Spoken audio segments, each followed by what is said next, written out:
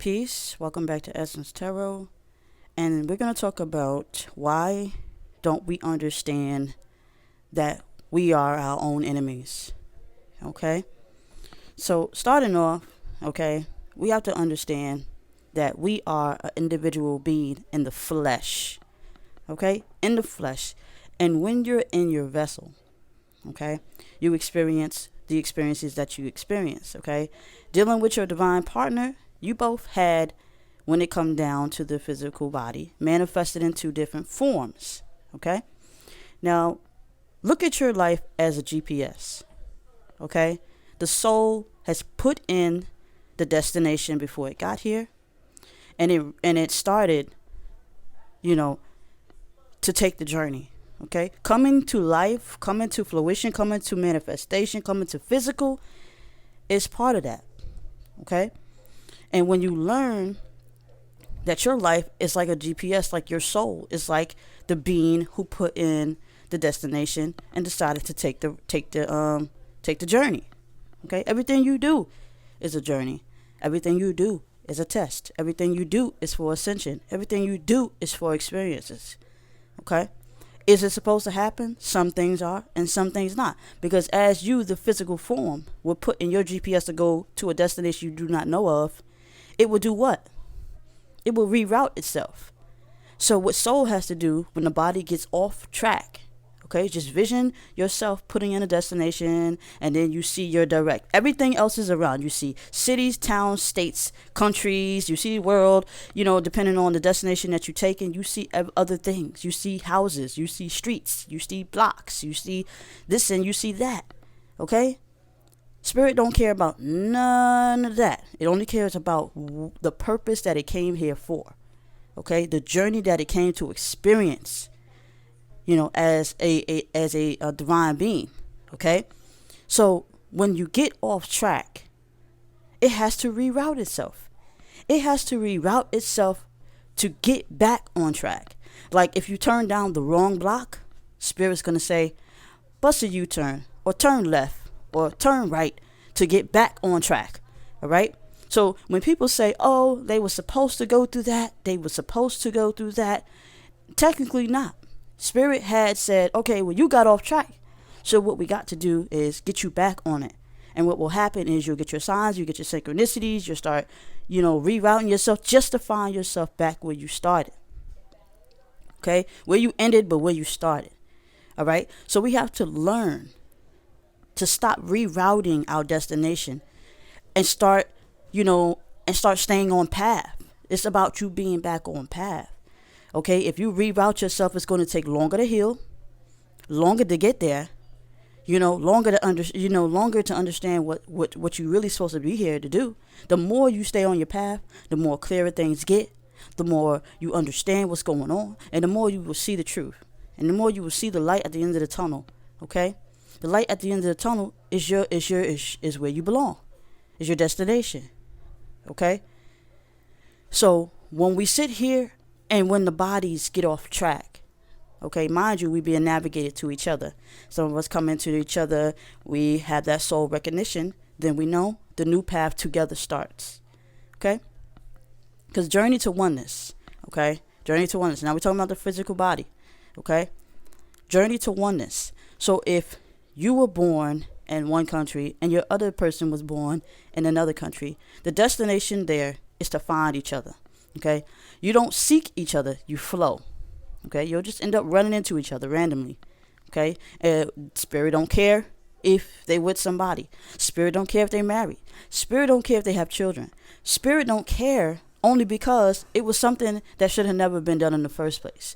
Now, some people may say, oh, you were supposed to learn something. You were supposed to learn. Let me tell you something. The only thing, when you walk this actual journey, that you come to enlightenment, you realize what's going on, you see the truth, the only thing it did do was delay. Okay? Delay. It delayed the two from coming together. So every time your partner is with someone else, you're in stand mode. Okay? Because see, Spirit it's not going to allow you to go too far from your destination. You have to sit and wait sometimes. You got to sit and wait. And some people may say, I don't want to wait. I want to continue to live my life. So what you do to continue to stay on your path is stand in your knowing. Say I know, say I care, say I love me, myself, and I. When you start to journey off of the thought of, well, your partner is with someone else, or should you be with someone else until that partner awakens, that's not what it's supposed to be. Okay? This is not what it's supposed to be. Okay? Now, your ego will say, yeah, well, why don't you do it? Because they doing it. But two wrongs don't make a right. You see?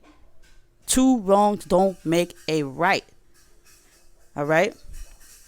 So while this person is off their path, they will be guided back every day, all day, no matter what they feel, no matter who they with, no matter how much they believe. If this person is your divine partner, you guys are going to run into each other. You guys are going to keep finding each other. You're going to keep coming into the union together. You're going to keep doing it. Coming to union and physical is meeting each other. Okay? Now, I'm not saying, because when it comes to the soul, your destination is already to find oneness. Okay? But we're talking about the flesh right now. All right? So you're on reroute. If you're not with your partner right now, you're on reroute.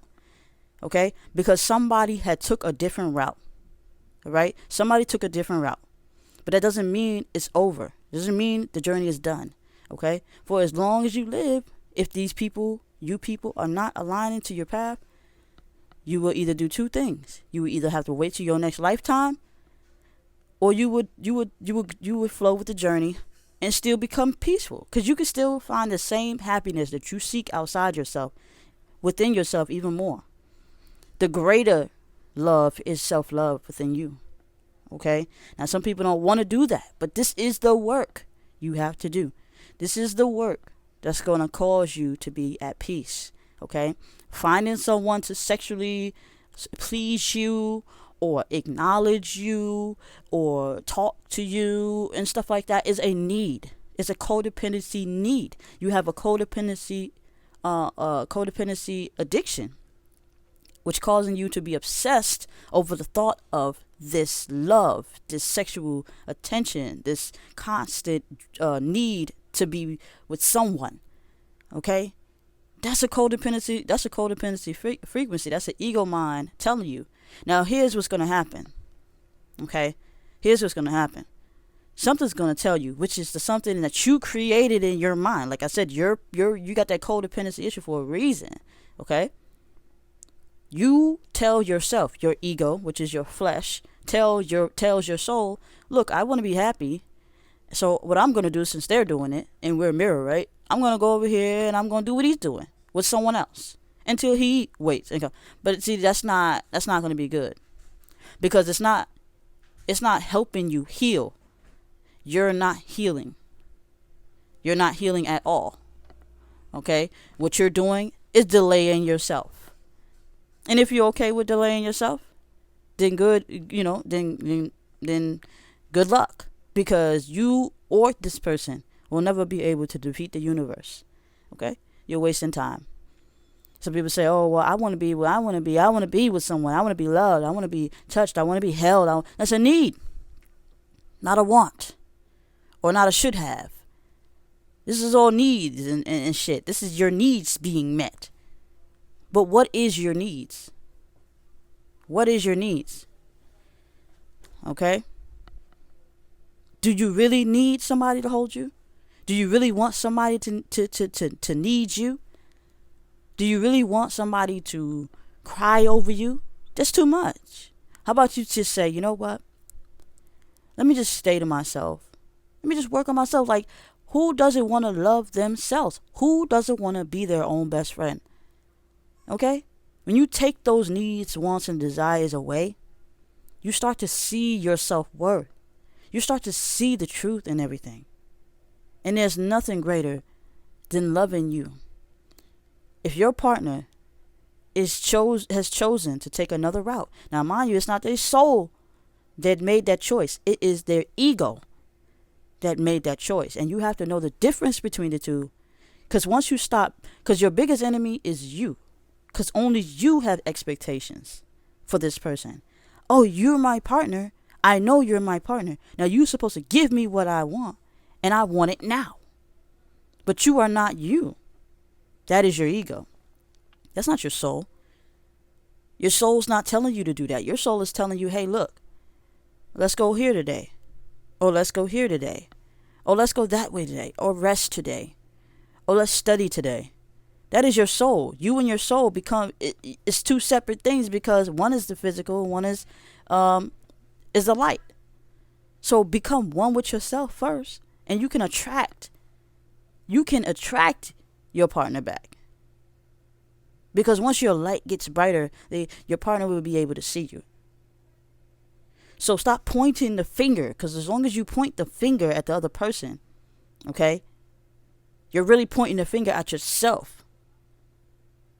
You're neglecting yourself. This is what you're doing to your soul.